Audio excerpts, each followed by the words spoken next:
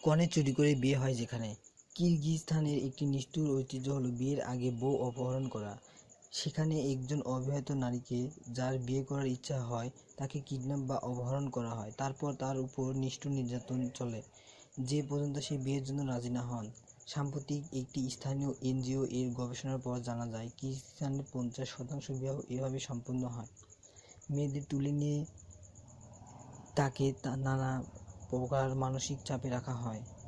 মেয়েরা বিয়ে করতে রাজি না হলে ছেলের বাড়ির মহিলারা মেয়ের মগজ ধোলাই করেন। এরপর বিয়ের জন্য রাজি না হলে মেয়ের সাথে ধর্ষণের মতো জঘন্য কাজ করা হয়।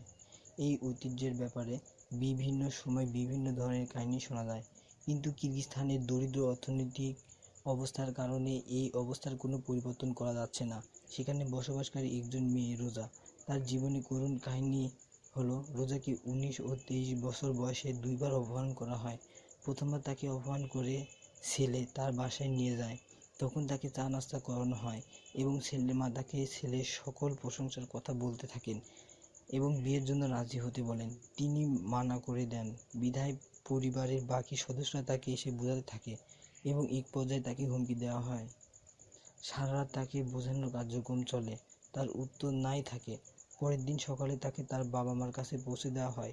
তিনি বিবাহের জন্য রাজি হয়নি বিধায় তার বাবা তাকে অনেক কথা শোনায়। তারা মনে করেন মেয়ের বিয়েতে মতামত না থাকার কারণে তারা অপমানিত হয়েছেন। পরবর্তী 23 বছর বয়সে তাকে আবার অপহরণ করা হলে তাকে নিয়ে যে ধর্ষণ করা হয়। দুইবারই তার উত্তর না ছিল।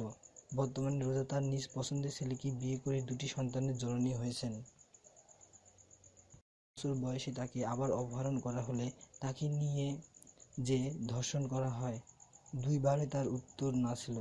বর্তমানে রোজা তার নিজ পছন্দের ছেলেকে বিয়ে করে 2টি সন্তানের জননী হয়েছেন।